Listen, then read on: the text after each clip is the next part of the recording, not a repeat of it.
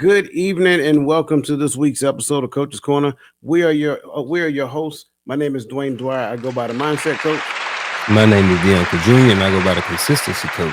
and we are the coaches for Coach's Corner. As always, I always start off with this disclaimer. Listen, if you are here and you're not looking to grab any insights to add to your life, to add value to your life so that you can be a blessing to other people, then you may be in the wrong location. But if you are here and you're looking for some things that you can apply to your life right now and change the direction of what you're doing so that you can not only be a blessing, but a blessing in other people's lives, then you're in the right location. You are destined to be here and listen to myself and the Consistency Coach on this evening. So, with that being said, let me speak to my good friend, the Consistency Coach. Brother, how are you doing on this beautiful evening? Man, it's another day. I'm doing well. Always good to be in company of great people. Always good to come on here, have conversation with you, see what thus saith the chat. All those good things. Represent the dogs, you know what I mean, on their quest for another national championship. So yeah, man, just another day. What about you, man? How's everything going over in GA? Hey man, all is well, brother. So I'm gonna be like you today, man. I'm gonna wear a hat. You know what I'm saying? I like this hat. I was showing it to you in the end before we Yeah. came on here. It's a unique hat, and I greatly appreciate it, man. So to thank you for the gift. It's I I'm sorry. I don't want to give any misinterpretation. He didn't get me the gift. It was a gift from somebody else, right? Um, so I am humbled, man. I am moved because of some of the feedback that I received in relation to Coach's Corner, some of the feedback that I received in relation to the hearts of men, the hearts of women, what we do on TikTok. So, as I received that feedback and some serious appreciation about some of the work that we are doing, it moves me. So that's kind of like where I am. I'm in a space of deep appreciation. And even if it's and we've talked about this before, if it's only one person tuning into us right now, I greatly appreciate that one, but we know it's more than one. Yep. So that being said, I always appreciate them showing up. I appreciate their gifts of love. Like I always say, we make sure that it goes back into the community because we do a lot of things for them. So that's where I'm at, man. I'm just extremely appreciative, bro. Yeah, man. That's what's up, man. Yeah. Um, I get good feedback too. I was at work the other day and some guy was like, man, I caught the show the other day. He said, man, I really like what y'all brother was talking about. So I want to echo, and ditto everything that you said, because it's something, as we get older in life, we've evolved, and some of the things and the ways that we thought when we were younger, we've changed about. I would have, first of all, it really wasn't a podcast when we was in our 20s. Was Right. no such thing. So, but just, at some point when I was in 17, 18, 20s and stuff, I never thought that I would be trying to give people information, trying to help people through their situations based off of the lessons that I've learned from my situations and my trials and tribulations, So it's something to be up here and come on this platform on Tuesdays and Fridays and have faithful people, loyal people come in every single week and hear what we saying. So like you said, being humbled is almost like an understatement, Yeah. to think that someone wants to listen to what we have to say. So I don't take that lightly. I want to show up every single week, every single Tuesday, every single Friday with something that can help somebody. And maybe if it don't help them, maybe they can pass the video along to somebody who it may benefit, So, we're going to be talking about fear tonight. Maybe that's not something that you struggle with, but passing that video along to somebody that is struggling with can be very helpful, because sometimes we ain't always able to have conversations with people. Right. Sometimes just dropping them a YouTube video or a clip or something like that can mean a lot. You can still get your message through. So I don't know why I even went there, man, but Because it was needed. Yeah, there we go. It was needed. because it was needed and it was necessary. There we Yeah, go then. I love it. I love it. So you ready to get started today, man, Let's do or it, bro. want to I keep mean, chatting a little bit? we can do a little bit of both if you want to do it. All right, man. But let's go and get started. These folks ain't come in to just hear us chat. Maybe we'll chat a little bit longer as we go on, man. But I'm gonna go ahead and get started. All right. Fear. Sheesh. Fear is something every single one of us faces. But here's the thing, fear is not the enemy. The real enemy is being unprepared for the challenges life throws at us. When we take time to prepare, whether it's mentally, physically, or emotionally, we eliminate the uncertainty that rules fear. Tonight, we dive deep into how preparation can transform your life.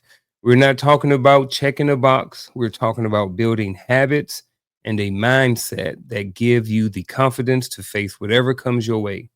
This is about living intentionally, taking ownership of your life, your relationships, your goals, and your growth. And guess what? When you do that, fear becomes powerless. Let's break it down together, folks. Again, appreciate everybody being here this evening. We're going to get into this conversation tonight when we're talking about fear. So the first question is we're going to start off um, with some definition. Fear is a natural emotional response to a perceived threat, danger, or uncertainty. It serves as an evolutionary survival mechanism, alerting us to situations that might harm us physically, emotionally, or socially. Fear can manifest in different ways: psychological, like increased heart rate; physiological, I'm sorry, That's all right. it's like increased heart rate. There we go. Psychological, like heightened anxiety or worry; and behavioral, like avoidance or flight reactions. While fear is often associated with negative experiences, it also has a protective purpose. It can push us to prepare, adapt, or confront challenges. However, when unmanaged or irrational, fear can become a barrier to personal growth, leading to paralysis, avoidance, or even self sabotage. Learning to understand and manage fear is the key to overcoming its hold and unlocking resilience and confidence. With that being said, Coach, can you please share with us a layman's definition of what it means, what you think fear is? This is interesting because I'm going to say it's about 2 years ago. I created a training in relation to fear, the spirit of fear, and things of that nature. And so, in hearing your definition, it kind of brought that back to my remembrance, right? Because it just brought back memories of that particular training. So, when it comes down to fear, which is different than the spirit of fear, by the way, for those people who understand what I'm talking about, fear is a a emotional response. It's kind of like the anxiety that you experience based upon what is known or what is unknown. Okay. When it comes down to what is known, it's like being in the presence of a thing, understanding that the thing has the ability to do some type of harm to me. So it's like, a child seeing a vicious dog that's charging them from across the street. That child will experience some fear. It's like you having a fear of heights because you understand that if something happened and you fall off of this thing that you're on, you know what could happen on the other side. So that's like one side of it. But then the other side of it is like when it comes down to the unknown. So it's like I could be so much of a control freak, and I'm just using that for the extreme um, because for those people who believe in control and being able to control the outcome and control the narrative and control, but when something takes place and I don't have the ability to control it, I now may feel some sort of anxiety because, the lack of control, the lack of knowing what could potentially happen because I can't control the outcome. Now that causes issue. And I think when it comes down to natural disasters like hurricanes, tornadoes, things of that nature, I think it's a combination of both. You know what the thing can do, but you don't know if you're going to be in the path of it and whether or not it's going to do it to your particular area. So I use that all as an example, and I hope that my explanation in layman's term made it as plain and simple as I could possibly make it. And I appreciate it.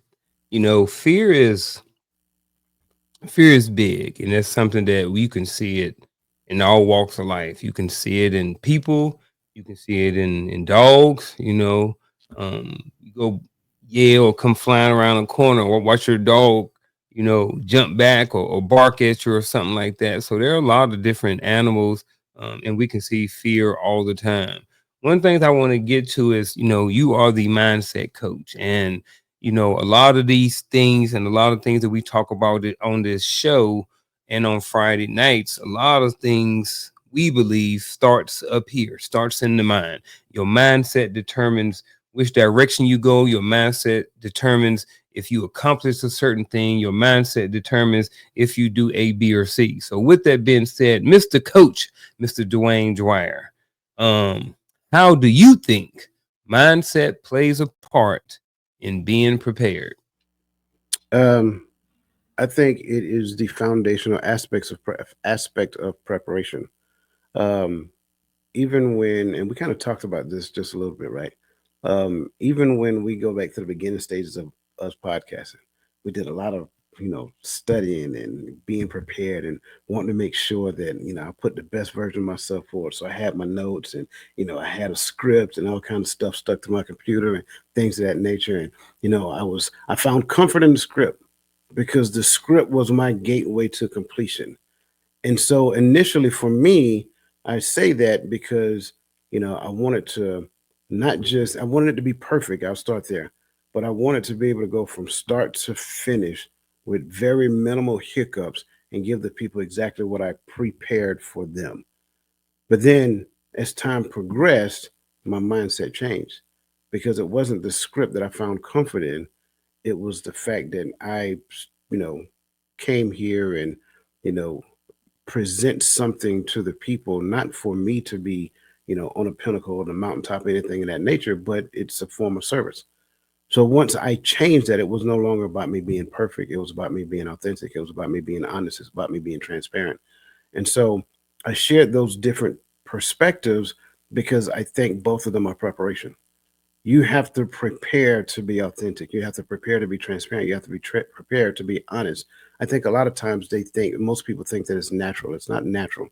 You have to overcome all different types of internal aspects of yourself. I'm nervous about what I look like when I stand before people. Who cares? Nobody cares what you look like. What are you giving the people, right? If you think less about yourself and think more about the people, right, then now you don't necessarily have that fear, that internal fear about, oh, they're not seeing me look the best version of myself. That's part of it. So now when you change that aspect, when you change the mindset from the script to whatever the case may be, and don't get me wrong, the script is important in the beginning. The process is always important in the beginning because the process is the thing that expedites you into the comfort or the maturity of the thing that you're working in. But once you get to that level of maturity, throw the script away. Be natural, be honest, go forth. You guys here when we get started, we generally start coaches going off the exact same way every time. But every now and then you hear one of us stumble like I did today. That's all right. I'm gonna keep going with it. It's okay. I'm human. I Y'all look at me different. I didn't have that thought. I promise you it didn't cross my mind. Well, why did it never cross my mind? Because I've done this time and time and time again. The consistency coach has been very consistent with doing this time and time and time again. So the hiccups we don't worry about anymore. It's the value that we add when we come to it, when we come through it. So now preparation mindset for preparation looks different. The mindset for preparation is not me looking good. The mindset for preparation now is setting the conditions so that what I'm delivering is good. And so I think when excuse me, I think when we understand that, when we shift our mindset from me to you, and you, now you see a different level of preparation. You see a preparation that says, I want to give them the best version of what I actually have, not look the best as I stand before them. Yeah, I like all of that. Um, I'm gonna give it a little different spin. So way I'm looking at this is this: how does mindset play a part in being prepared?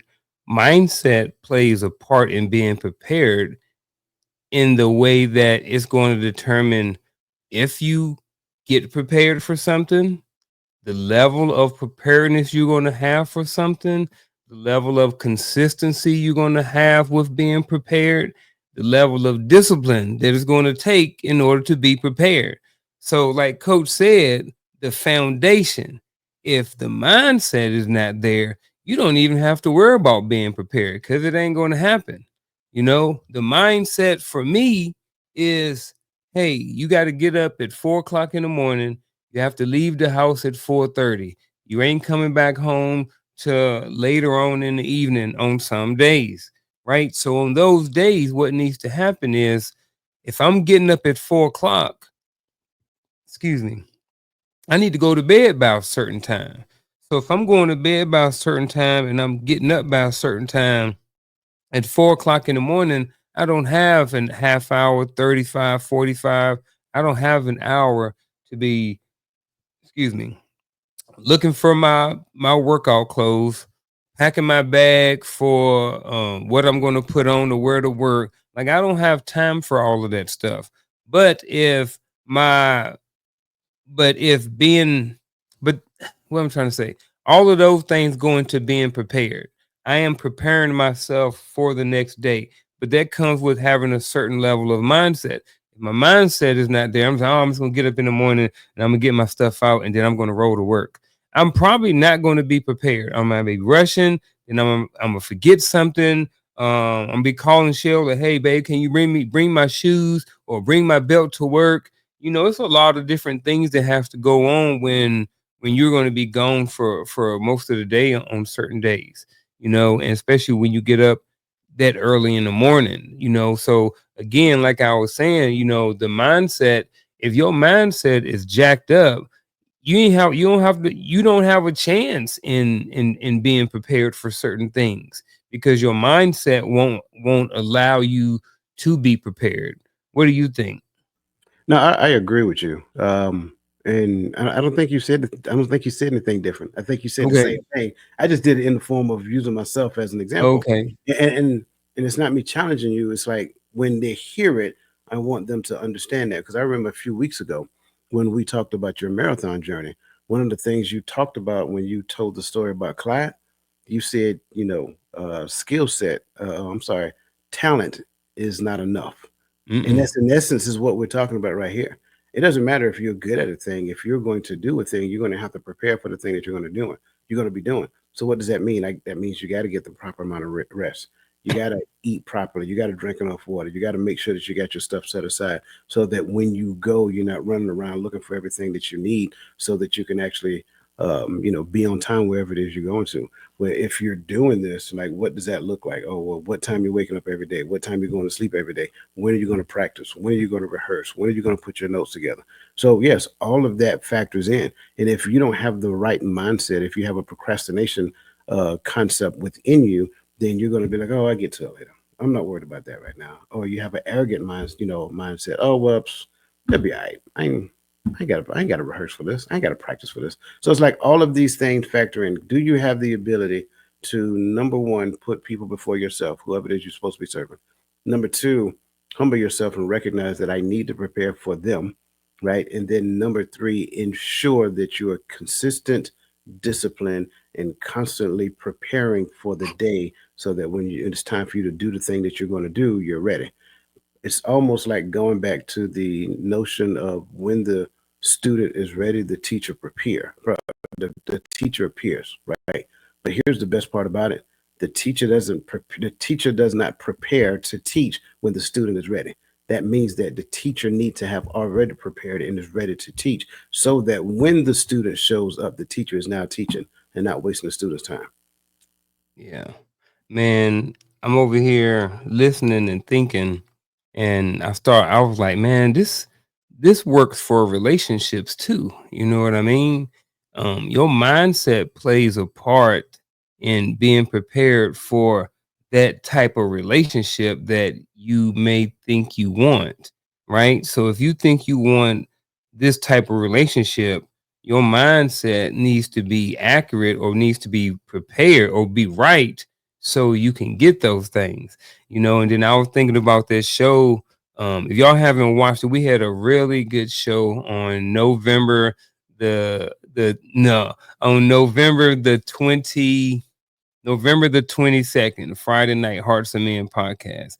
That was a really good show. So if y'all haven't, please go back and watch it. I'm plugging that show just because it was a really good show. We stayed on the first question for about 50 minutes. So it was a really good one, So and when I was thinking about, this question and mindset, and then what I just said about how it spills over into relationships, it started making me think about other different things and how it can possibly show up in other areas of our life. Someone who has discipline, they're usually not disciplined in just one area. A disciplined person is usually pretty disciplined. It shows up in all different aspects, all different walks of their life. Shows up in their finances, their relationships, their work ethic, their habits, their hobbies, everything that they go on in their life. There's usually that discipline usually shows up. So with this question, Coach, when you prepare in one life, how does that spill over into other areas when it comes to being prepared?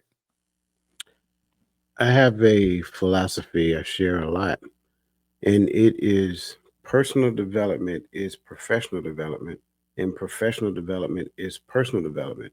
So it doesn't really matter. Like you're going to when you do one, you're automatically doing the other. But here's the thing: you have to once you like do the mental switch and realize that hey, I've been doing this thing and now I'm showing up better at work, right? I've been working on myself in a personal development space. I've been focusing on the way that I communicate with people. I've been focusing on making sure I take inventory of my emotions when things happen to me, not necessarily speaking the first thing come to mind, but processing and analyzing how I feel and then getting to the point of what's next. Like either it's, in the space of people interaction and then identifying whether or not I did something or caused this or whatever the case may be before I have said conversation, or is this just in a space with me interacting with a thing? I can't change that thing. It is what it is, so I change how I feel about that thing. Well, when I transition over to the work setting, when I really think into it, that really helped me over here as well. Because now professionally, I do the exact same thing in a professional workspace. So for just to start off this conversation, when you focus on personal development, you will develop professionally, especially when you do the mental transition from personal to professional life. You will realize that you're actually performing and behaving better in a personal setting. Not only are you becoming a better friend, a better husband, a better wife, or whatever that looks like over here, but you're becoming a better workmate. You're becoming a better supervisor. You're becoming a better employee overall, and that becomes important because this is all about character development through established values. When you start identifying those values and focusing your life on ensuring that you represent those values every step of the way, now what you'll find is that it transitions over here, it transitions over here, and it transitions over there. It just flows all the way across the entirety of your being. So for me, I will start off by saying that when you prepare in the area of your personal life, then all of the aspects of your life have to change because you become better professionally, relationally, and ultimately you get to become a better spiritually. All right. You said all have to change. All areas of your life have to change. So, and that's exactly what I was thinking about. I've heard you mention, polars before, Mhm. opposites. So, and I'm looking at this and I'm like, well, what's the negative side of preparing in one area? And what I started thinking about was, and I may be way off, but I just want to touch on it. Just wondering if someone else is thinking the same thing I'm doing, especially some military folk out there.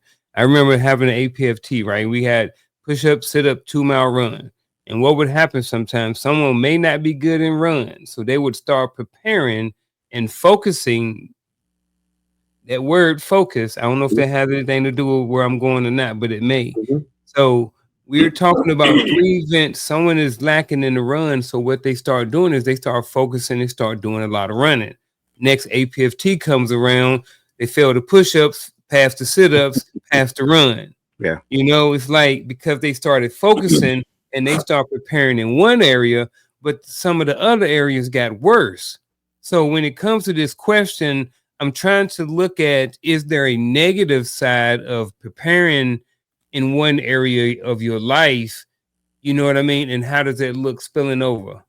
Um, and then I was looking at, well, like you said, all things or a lot of things are going to have to change, right? So if I'm growing in one area of my life, actually, here's what I'm gonna say. I'm gonna give it a different example. Getting up at 4 o'clock in the morning and then leaving the house at 4:30. Where in the evening when I come home from work, I have to pack my bag, get the breakfast ready, get my work clothes. I have to do all of these things prepared. So it causes me some sacrifice, right? Because now that hour that I got to spend preparing, I don't get to come in here and play this game. I don't get to play Call of Duty. I don't get to necessarily spend that time with Shell.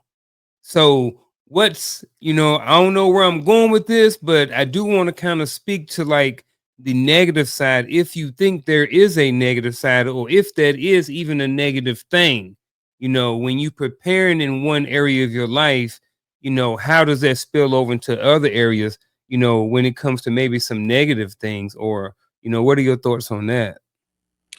My initial thought is that's a great question. And here's why. Because you brought in polarity, and I like that you did, because polarity automatically makes you think polar opposite, positive and negative.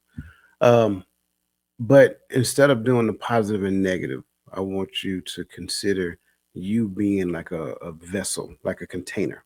Okay. Hmm.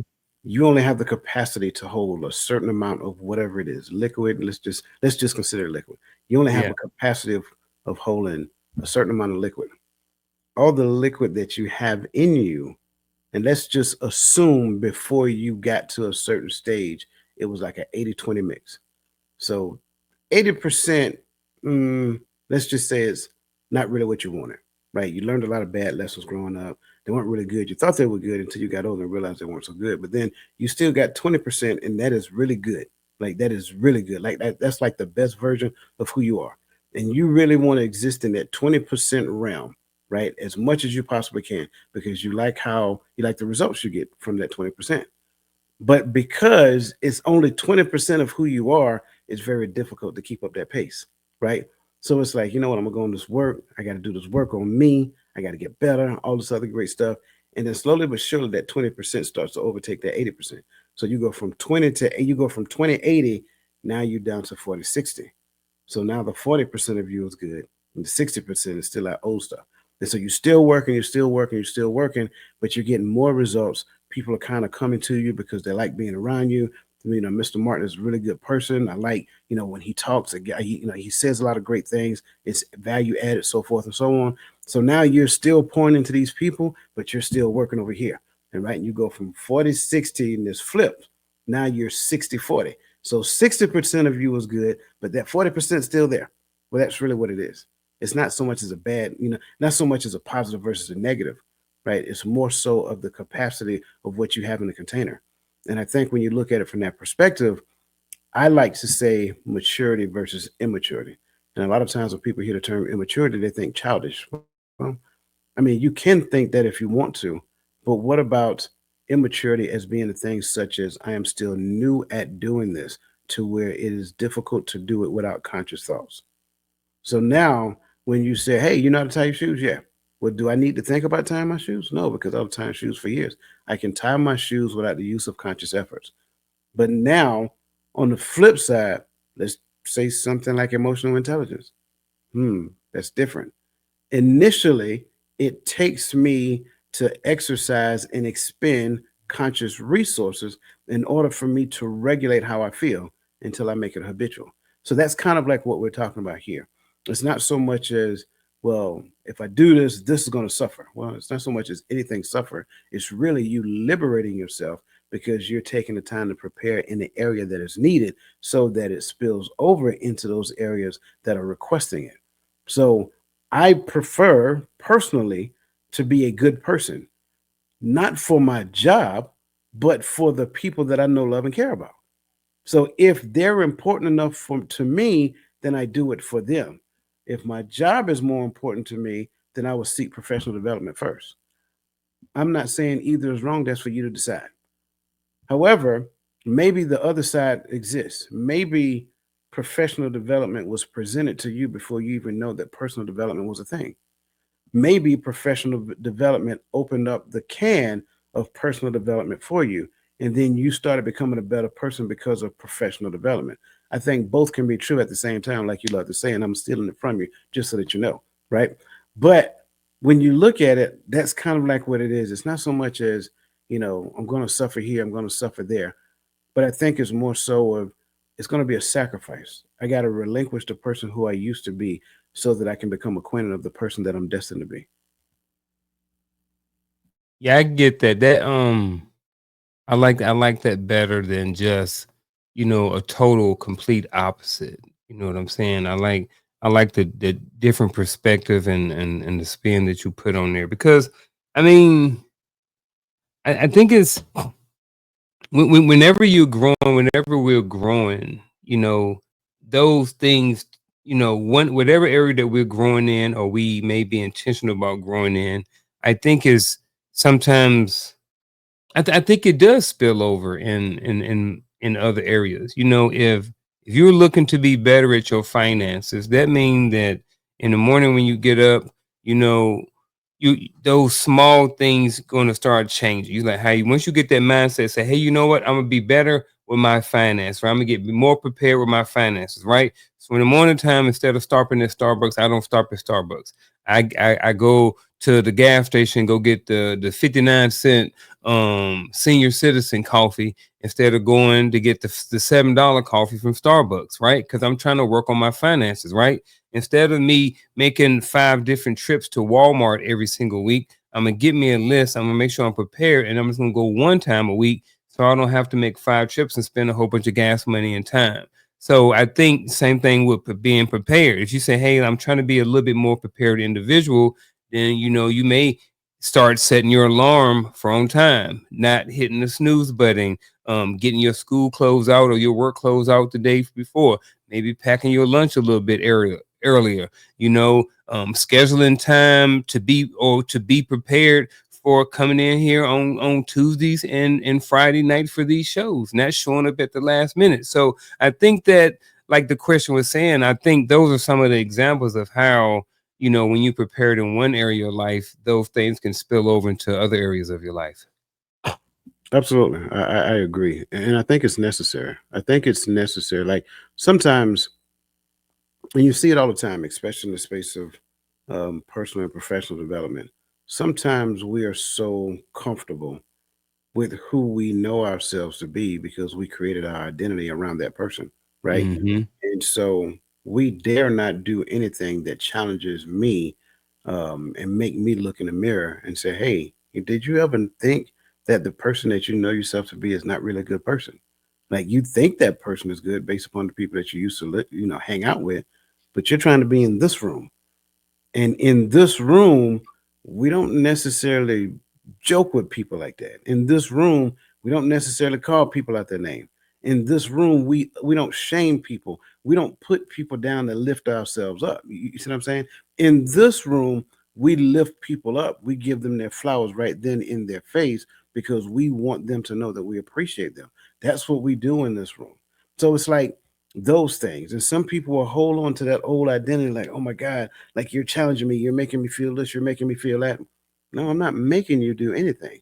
I'm only sharing with you the facts of what it looks like when you move from where you are to where you're going into. I'm working on a webinar where I compare Maslow's hierarchy of needs to biblical principles to help people understand that biblical principles will elevate you through the steps of Maslow. Well, I say the steps, not the peers. I say it that way, through the peers of Maslow's hierarchy of needs. But if you know about, just to refresh, I know you know about it, but for everybody else, when you understand what Maslow's hierarchy of needs is all about, it's all about human motivation. So, what motivates a person? Well, when you look at the peers, you got the lowest one, which is physiological need. That's part of that fear that the consistency coach was talking about, right? So, you got physiological needs, you got security needs, You have love and belonging, you have esteem, and then you have self actualization. And according to Abraham Maslow, a person has to be fulfilled, subjective, on one peer before they aspire to the next peer. But based upon time and historical references and just day to day living, we know that's not a 100% true statement. So, what does that really mean? That means that if I do not, and I think we talked about this before, if I do not find fulfillment in this peer, I still want to get in that room. So, what I'll do is I'll use somebody at a higher peer to kind of use that person so that that person can pull me in. And then because of them, they are now being held accountable for me being at that level. So I may be at physiological needs where I still worry about food, water, and raiment, right? But I want love and belonging. But I haven't done the work on me to go from physiological to security to get to love and belonging. So I stay here and use a person for love and belonging and then hold them accountable for me being there, but I'm still working on this. That's not fair to the other person. That's not even logical when you stop and think about human motivation. In fact, that's why, in my opinion, a lot of relationships struggle and a lot of people fail at relationships because they don't do the work on themselves to progress along the peers of Maslow's hierarchy of needs. When you go back to this preparation that you were talking about, these are the preparation steps that you get that you have to go through in order to elevate. You have to do physiological preparation. You have to do security preparation. You have to do love and belonging preparation. Well, what does love and belonging preparation look like? Emotional intelligence. Do I have I done the work on myself so that I can regulate how I feel and don't impose how I feel on you and hold you accountable for how I feel, even if you did absolutely nothing to make me feel the way I feel? A lot of that is a true statement. Esteem is huge because at the end of the day, I see myself as a thing, but I need you to validate how I feel. That's esteem. Man, you talk about all this stuff and you keep using the other P word. I know we talking about it today. We talking about prepared. But man, I'm gonna be honest with you, man. I remember in the military taking that APFT and showing up on APFT day and being like, man, am I prepared? Am I ready? Right? I remember being in high school and I don't know, Miss Lincoln is giving a test. We've been having it, we got the midterm. And I studied or not, and I'm wondering, am I prepared? Here's another example. Me and Coach started doing these podcasts. Getting out in front of the camera was new to me. This was my first time getting behind the mic, talking to people. As I mentioned early on in the show, like, who want to listen to me? Why should anybody listen to what I have to say? What are my credentials? How do I know? So the next question is this, man. How do I know if I'm prepared enough to do the thing? Because you you hear a lot of different things. Some people say you need to have all of these things done before you step out there. Some people say just step on out there and you'll figure it out along the way. But those are two different mindsets that two different people have.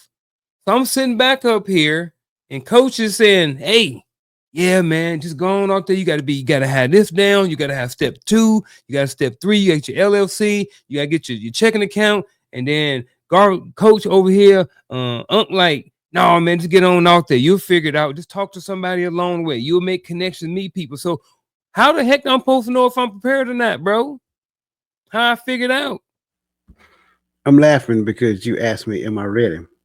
Initially, and I could not help but have that scene Mhm. from Harlem Nights come in my head. I'm Ready? ready. um, You get ready to be. oh Oh man. my Okay, I'm god, sorry. Um, I I'm think good. I stutter anyways. I can do that part good. no, man. I think we all stutter to a certain degree. How do I know if I am prepared enough? I did that intentionally. I paused right there and then enough because enough. is subjective. It is subjective based upon what my measure of success is. So, in order for me to define how do I know if I'm prepared, I need to define what my metric of success is. When you mention an APFT, I promise you, there was never one APFT I took that I thought I was going to fail, except for the one I failed. I knew I was going to fail that one. Any Yeah. other ones prior to that, I knew I was going to pass it. Now, the enough part, that was the thing. I didn't know. I didn't know how much I was going to pass enough, right? Mhm. So it wasn't the thing of failing an APFT for me, Army Physical Fitness Test. I'm sorry, which is now changed. It's like ACFT, Yeah. Army Conditioning and Fitness Test. I think that's what it stands for. So it wasn't about me not knowing if I was prepared. It was the enough piece that you don't know. And so if the enough keeps me from doing, then I never do. Every time I hit live button, I know I'm prepared. Enough is based upon how it's received. That's why I'm constantly asking for feedback. I'm constantly asking for injects, things of that nature. Why? Because I don't get to determine the enough. The people that I serve determine enough, right? Am I prepared? Absolutely. When I hit that button, I got and you've seen it. Sometimes I over prepare. You know it. Man, I have Mhm. like 8, 9, 10 questions over there. I know we ain't gonna Mhm. get to all those questions, but it gives me flexibility because based upon how the conversation is flowing, I can skip and go to another question, skip and go to another question. So that get, but if I only got like 3 or 4 questions, I don't. I'm dependent upon you to help me out. So I didn't prepare. I did something. I did just enough, right? I did just enough, but I wasn't prepared enough. In fact, in all actuality, I wouldn't even say I was prepared at all. I did something hoping that it was enough. So when we start throwing these words in here like enough in when it comes down to preparation, you will never know if you prepared enough. Your responsibility is to prepare. It's like, did you ever take the SAT? Yeah. Okay. Before you took that SAT, were you prepared enough? I wasn't even prepared. See what I'm saying? That's the point. It's the Yeah. same thing with the ASVAB, right? We they did give us something to study for the ASVAB. I had no idea whether or not I was prepared enough. Did I I look ain't at it? touch it. Ish. I ain't even Um, look at yeah, ish. I looked at it. I glanced over it, right? And remember, this is back in the early '90s, '80s, it. Mhm. late '80s, early '90s, right? So when it came down to looking over the stuff, it wasn't us going to no website, pulling up no. We talking about books. You know what I'm saying? Thick books at that. Mhm. I wasn't trying to do that. Listen, I hit that ass fab. You're gonna get what you got. That's it. It's a Yeah. wrap. So did I prepare? Absolutely not. I didn't even get to the enough phase because I didn't do the preparation phase. And I think that's where we get stuck at sometimes. Sometimes we focus on the enough and don't focus on the preparation. My job is the preparation. The environment teaches me whether or not I did it enough because now that's the space that I learn about my preparation. And sometimes what we have to realize is that I prepared this way, but the environment say, no, that's not what we were looking for. Right. It's just like, I don't know, it's just like when you look at here's a good one. Every year, and I hate to keep going back to natural disasters, but natural disasters teach us enough about teach us a lot about human behavior. Every year, Florida gets hit with a hurricane, right? Now, when you listen to them and they teach you about some of the technology that has gone into preparing some of those houses that are on the coastlines, it's a lot of work they put into them, and they're very expensive, right? So they are prepared for and they'll tell you like this house has been prepared or have been built based upon hurricane category level 4, or hurricane category level 5. But how would they know until a hurricane category level 4 or a hurricane category level 5 show up? So the environment has to teach you whether or not you achieved enough. Your job is to prepare so that the environment can give you feedback on your preparation. Man, I'm over here thinking, and one thing that comes to my mind is team sports, football specifically, right? So my answer initially is this: how do I know if I am prepared enough? My first initial answer is this: when you get the result that you want. But this is where I start thinking about the football, right? So I have prepared all week. I'm a wide receiver, right, for the Georgia Bulldogs. And I have prepared all week long. I've prepared in the off season. I've eaten my Wheaties. I've eaten my bananas, my chicken, my rice. I've worked out in the off season. I've gained just the right amount of muscle. I've increased my strengthening, my conditioning. I am ready to go for the season. The season starts. I have prepared. The result that I want is the W. However, comma, we lose the game. So now I'm like, did I prepare enough? Because the goal was the win. But because it's 11 people on the field at the same time, I can't control the outcome. So now that goes back to my answer being, when you get the result that you want, it don't line up with that. It contradicts that because I didn't get the result that I want. But I do think that I was prepared, and I do think that I was prepared enough. So now I'm back to, what's another answer to this? How do I know if I'm prepared? I And don't I'm think stuck again. I don't think it changed. See, your metric of success was to get the W.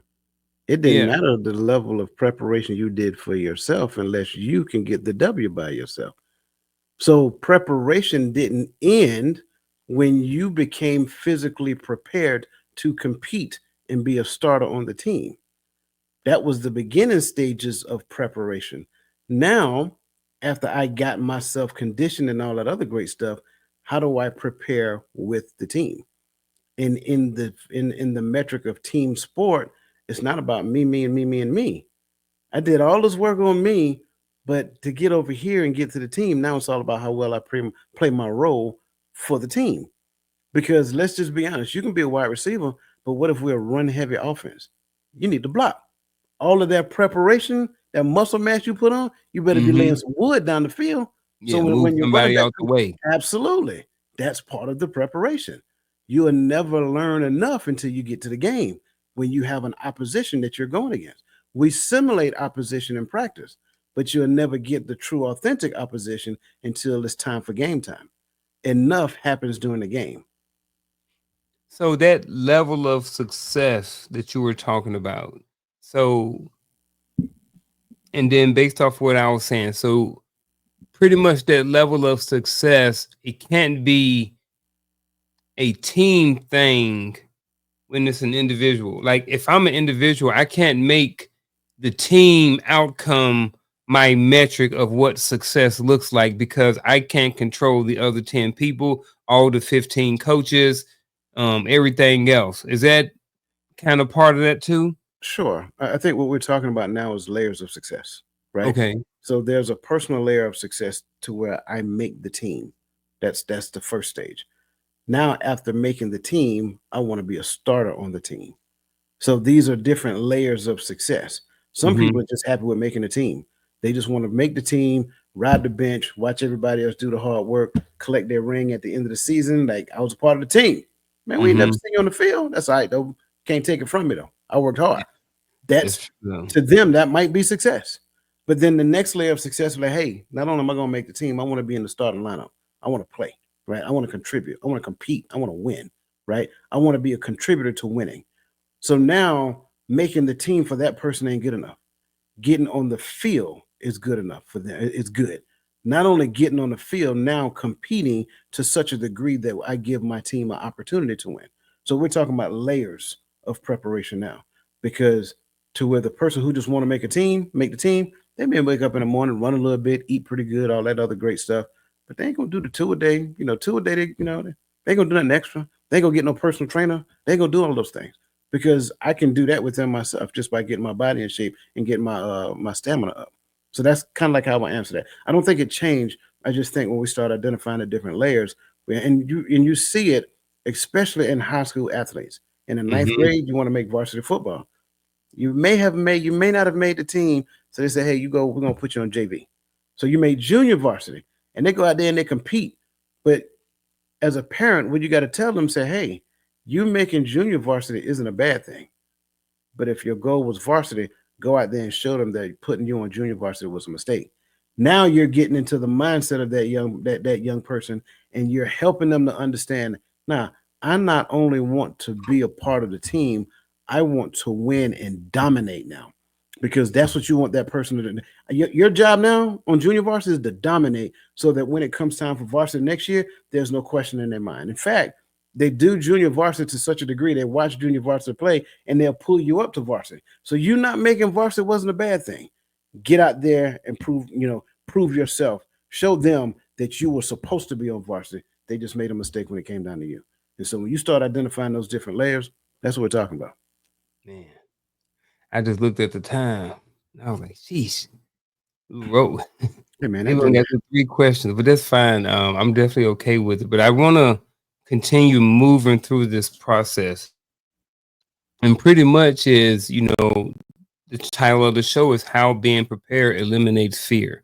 With that being said, it's assumed that fear is going to show up. I know for a lot of people, they say that fear is the opposite of faith. But I still know a lot of people who say they have a lot of faith, but there are certain situations that come up where fear decides to rear its ugly head.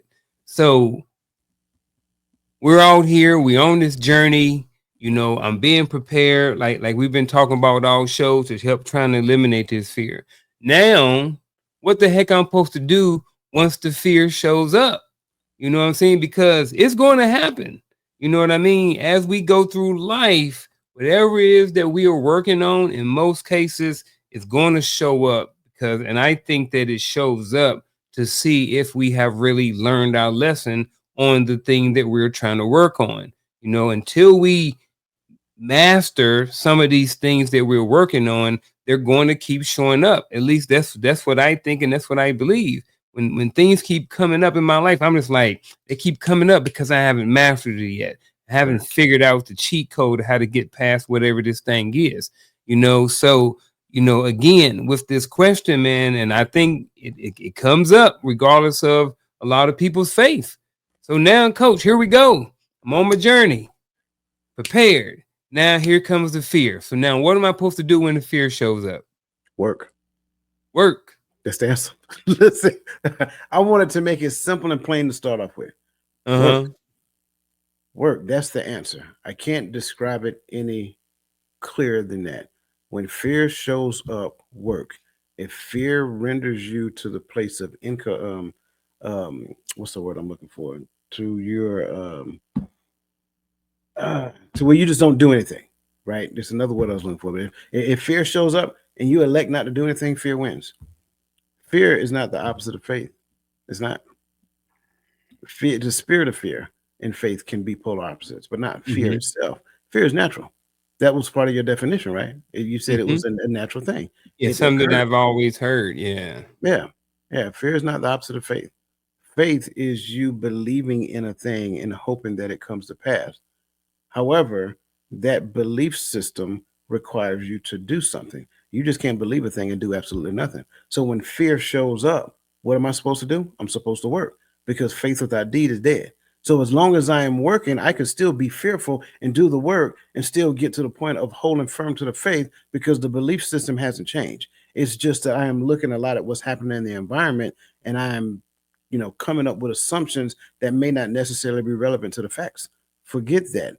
Do the work that falls in line with the faith that you say that you have. If you have faith for the thing, do the work in line with that, regardless of how you feel about it. Once you continue to do the work, now that feeling of fear tends to go away. I give you another perfect example. Standing in front of people on a stage, public speaking, it is natural that you experience fear. But the preparation that you do on your topic, becoming a subject matter expert, right? The constant rehearsals that you do, that's part of eliminating that fear. You showing up and being fearful in that particular moment only proves that you're human. Once you open your mouth and start going through the things that you rehearse, proving that you've prepared, that fear starts to subside because people in the audience are now listening to everything that they're saying because they're looking to get something from you. So now, like I said previously, you move from the position of look at me, look at me, look at me, look at me. No, I am here to give you the best of what I have to give you right now because I believe it's helpful. So do the work. I think you may have explained it, but I'm going to give a little scenario, and I want you to kind of add to wherever I stop. Right. So here we are. It's 2024. I am whoever, and I am a client of yours. Right. I'm a coaching client of the mindset coach, and I've been going to him for some time, and I me and coach have been talking about me starting a podcast, right? So fast forward, it's been this time, and now it's time to start the podcast. I've been prepared. I got all my stuff done. And now it's show night. And I'm like, coach, I ain't ready, brother. I don't think I can go on. So I called up coach and I feel and he let me be on speed dial because I'm paying him a whole bunch of money. Right. So I call him up and I'm like, brother, look, I ain't ready, man. I don't think I can do it. I know I'm prepared. I know I got my show notes and everything like this. And then one of the guys that was supposed to be on the show, he said he can't make it. I think I'm gonna cancel the show, brother. I'm nervous. I don't think I can do it. Where we going from here? You said work. So what does the work look like when I'm right here? So you said you're a coaching client of mine, right? I'm a coaching client of yours. And I'm your coach. You're my coach. Okay. Since you're a coaching client of mine and I'm your coach, the next thing that comes out of my mouth is when did you decide that? When did you decide that you can't do it? Right now. Well, let me say 30 minutes ago because I start sweating. I start thinking about the show, and I'm just like, man, I don't think I'm prepared. I don't think that I'm ready to really be up in front of people, and I'm worried because I got a bump on the side of my nose. Right. So Whatever reason. right. So there was something that happened back here when you said you wanted to do it. There Mm. in the work that you was doing in preparation for it, all the way up to this point where you are right now. Now I know you mentioned that this person didn't show up, but did you hinge your success on that person showing up? Back here when you said that this is what you want to do, this is what you felt led to do, and you were practicing, did you have that person in mind when you were getting ready? Mm. So why did that person now change your decision about going live and doing it? There y'all go, folks. I got some free game right there. I We will continue with this little coaching session, but we ain't. We just drop y'all a little bit right there. But I mean, I get that. Doing the work. When fear comes up, I understand a little bit more about doing the work because it's going to happen. I think another thing to do is to kind of maybe do some reflection, kind of figure out what the root cause of the fear is. right. Because a lot it could be something that you didn't know, or maybe you thought you dealt with, but maybe you didn't. Or Huh. it could be something that's really not fear. It really could be something that it really could be maybe that you are really not as prepared as you thought you was too. That could be part of it as well. So there are a lot of different reasons, a couple of different things that you can do once fear shows up. I But I will think, add Coach hit it on the head when he said work. I will add this one piece because I like what you was doing just now, helping us to define what it could possibly be as opposed to being fear. I think a Mm-hmm. lot of times it's not fear; it's Mm-hmm. also the desire for comfort. And what you're Yep. doing is moving yourself out of your comfort zone. So when I was asking the person that question, what they were going through, 9 times out of 10 is what it's like to be completely outside of their comfort zone. I know I've been there, right? Mm-hmm. So when you get to that point, now only thing I did is took that person back to remind them of what they said they want to do, the work that they did to get to this point. But based upon what he was saying, it was like, well, this person didn't show up. That person has nothing to do with what you said you wanted to do. That person was a secondary thought later on after you got started defining what that looks like. So why are you hanging success on the presence of somebody else? Because that other somebody else is probably comfort for that for the for my client, as you so heard a few seconds ago. So a lot of times it's not fear, it's just the desire to be comfortable.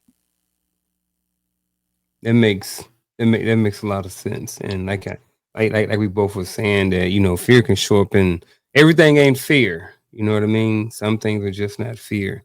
Man, so far, man, we've been having a great show. We at the 1 hour mark. We're actually just over 1 hour mark. So what we're gonna do, folks, appreciate y'all for being here with us this evening. Hang in there with us for a little bit longer, 5 maybe 10 minutes. We're just gonna hit up a couple of these true false questions, and we're gonna give y'all some actionable advice for the evening, and then we're gonna be on our way. So with that being said, Mr. Dwayne Dwyer, Mr. Mindset Coach, true or false? Fear diminishes when you focus solely on the outcome rather than the process.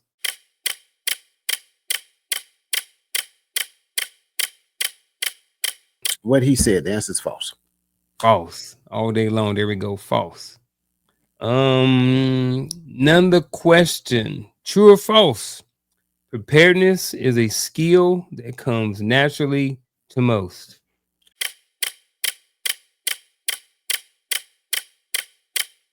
The answer is false. False. Y'all hear it? False. True or false? Facing fear is easier when you have a supportive social circle.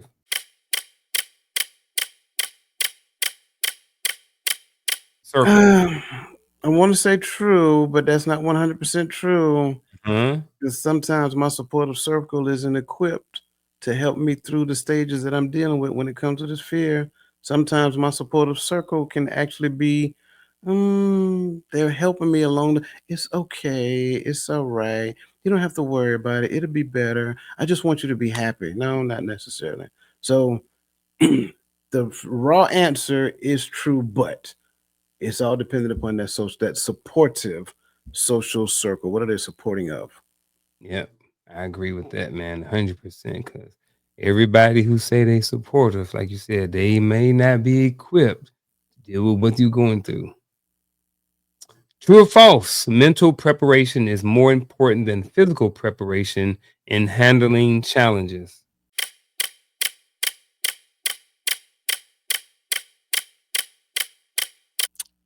Yes, true. But then I add to it, we cannot diminish physical preparation, especially when we start looking at different types of challenges. Yep. If I need to pull you out of a burning house, I need to be physically prepared to do that. Mhm. Sure, my mental preparation is going to get me up enough courage and nerve to run in that house to get you. But once I get there, I can't Professor X you out. I guarantee it. So Yeah. I'm all about this question. This question is true 100%, but that does not mean that physical preparation goes out the door. Yeah, and then it also comes down to depending on what type of challenge it is too. If Yeah. it's a physical challenge, that don't need a lot of mental strength, you know what I mean? If I need Oh, to pull what I mean by this is if I need to pull you out of something, if I need to get you from over there to across the street, it may not take a lot of mental preparation, but I need to physically be able to do it. But I still need the mental part too. Oh, go ahead. What you got? teacher, I got a question. You got a question? Answer. I got you to answer. you ran a marathon not too long ago, right? Yeah. You were physically prepared, were you not? Yeah. Let me ask you a question. How much mental preparation did it take to complete that marathon? Man, a whole bunch, a That's whole what, bunch. right, right. Look, and then especially just to compete it because I left my headphones. So for the Mm, 5 hours, I was in my own brain. yeah, So man. it was whoo, hoo, hoo. Oh That, yeah. and All right. that's why and that's why I say that. Like the answer is 100% true. Mm-hmm. Can't throw physical preparation out. It Yep. doesn't, like, even in physical preparation, mental preparation is that thing that gets you to the point, not just to the level of preparedness that you need to be to, but let's Mm-hmm. look at it like this. I'm gonna give us real simple. Let's just say I was gonna go for my own personal best 500-pound bench press, and I never did a 500-pound bench press before. I need this thing. I guarantee. Mm-hmm. I ain't never been up under five. I promise you, I ain't never been up under 500 pounds before in my life. So if Never I will. do that, I need all of this. So absolutely, Yeah. absolutely. Yeah. This almost came up in conversation today. This other P word, procrastination. especially when we start talking about what fear is, because some things is not fear. Sometimes it's procrastination because you don't want to do it. True or false? Procrastination is often rooted in fear of failure or inadequacy.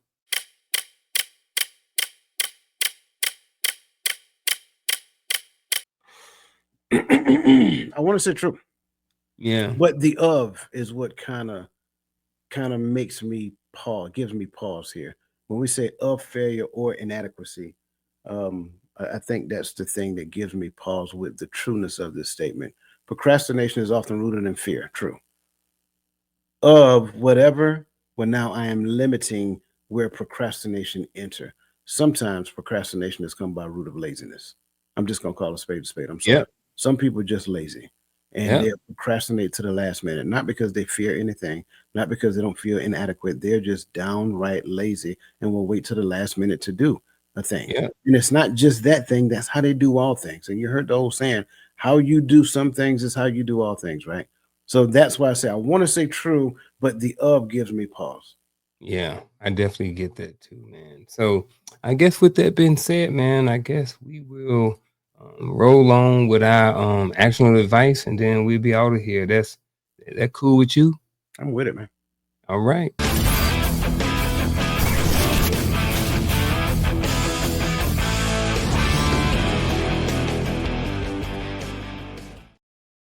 Who in the hot seat first?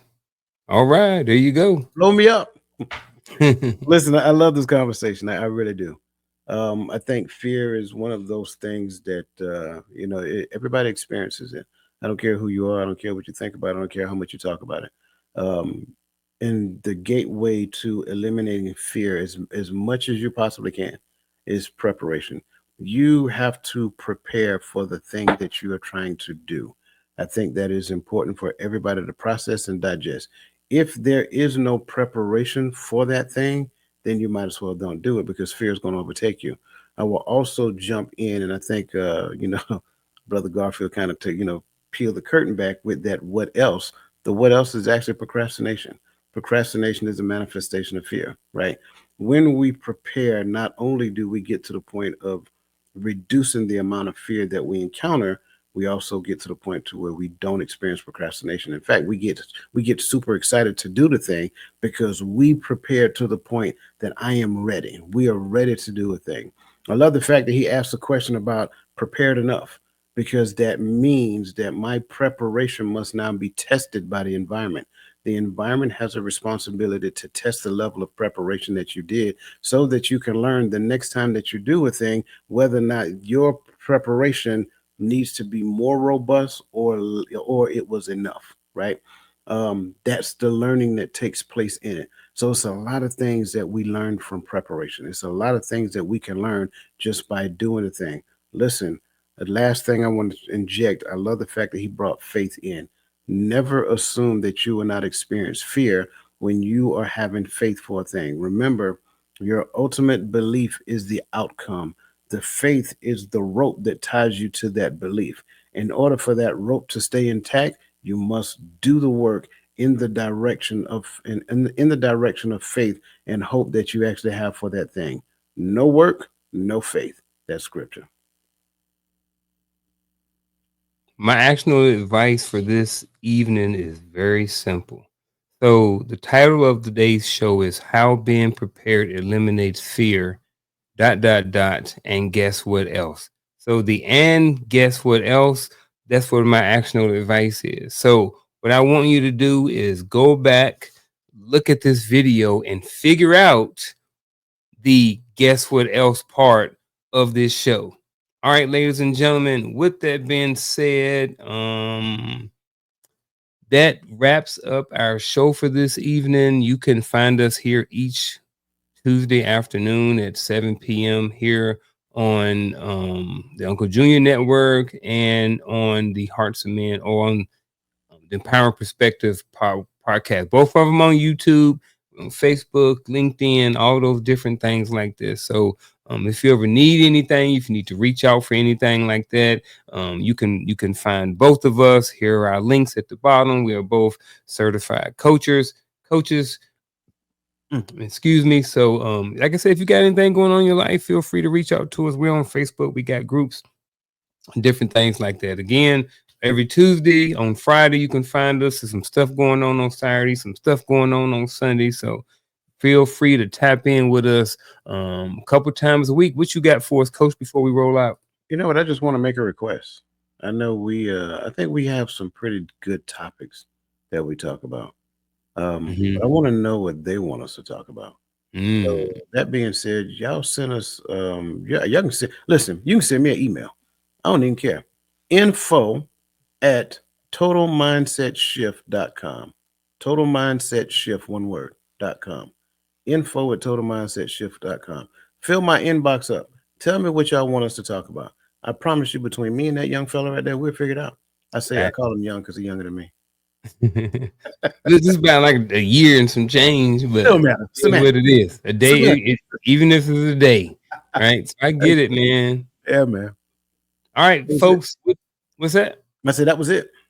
All right. With that being said, folks, we will see y'all again next Tuesday, 7 p.m. Eastern Standard Time for another episode of Coach's Corner.